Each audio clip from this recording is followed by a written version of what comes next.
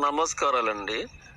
నా జీవిత వృత్తాంతం గురించి ఒక మాట చెప్పదలిచాను. అదేమంటే, నా పసితనంలో అంటే జ్ఞానం ఎరిగింది మొదలు ప్రతి విషయంలో కూడాను మా తాతలు, నానమ్మలు, పెదనాన్నలు భక్తితో ఆచారాలు, కట్టుబాట్లు, నమ్మకాలు,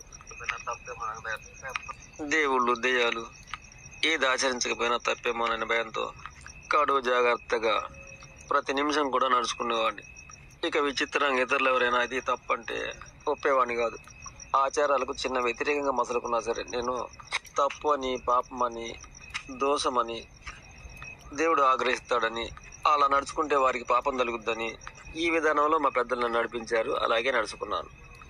కానీ రాను రాను ఇక కొందరు మిత్రులు నాకు జత అయ్యి కమ్యూనిస్ట్ భావాలు, హేతువాద భావాలు కొత్తగా వినిపించారు. అవి నాకు ఏంటో బోధపడలేదు. వారు మూర్ఖులేమో, ద్రోహులేమో అనుకున్నాను. అలా అంటే మీకు పాపం తగులుద్దని కూడా చెప్పేవాడిని. కానీ పాపం వారు నన్ను చూసి బాధపడుతూ క్రమంగా అప్పుడొక మాట, ఇప్పుడొక మాట నాకు బోధిస్తూ అలా అలా నెలలు, సంవత్సరాలు గడిచాయి. ఇక అప్పుడు నాకు వారి బోధనలో ఏదో ఇసుక రేణు అంతా సత్యమే ఉంది అన్నట్లు గ్రహించగలిగాను. అలా అనుకొని మరలా నేను భయపడేవాడిని. ఎందుకంటే 100% ఆ మార్గంలో పెరిగాను కనుక, ఇది కొత్తగా అనిపించింది కనుక. ఇక తెంపు చేసి నాలో నేను మన పాత ఆచారాలన్నీ, అవకాశ స్వార్థ బానిసత్వాలని క్రమక్రమంగా తెలుసుకోగలిగాను.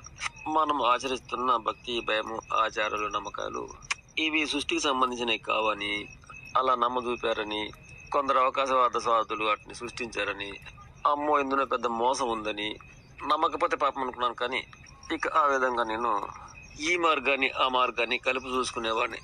గత తరాలని కూడాను అవకాశవాద మోదపూరిత బోధనలని అలా అలా క్రమంగా ఈ కులాలు, మతాలు, వర్ణాలు, వర్గాలు, ఆస్తికవాదాలు, నాస్తికవాదాలు, మానవతావాదాలు, హేతువాదాలు ఆ మిత్రుల ద్వారా ఇవన్నీ కూడా తెలుసుకోగలిగాను.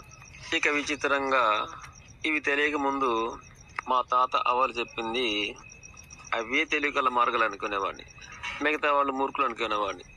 కానీ రెండింటిని పరిశీలించి ఒక 30 ఏళ్ళు చూడటం వల్ల అప్పుడు కానీ మానవుడు తోటి మానవుని అధోగతి పాలు చేశాడు.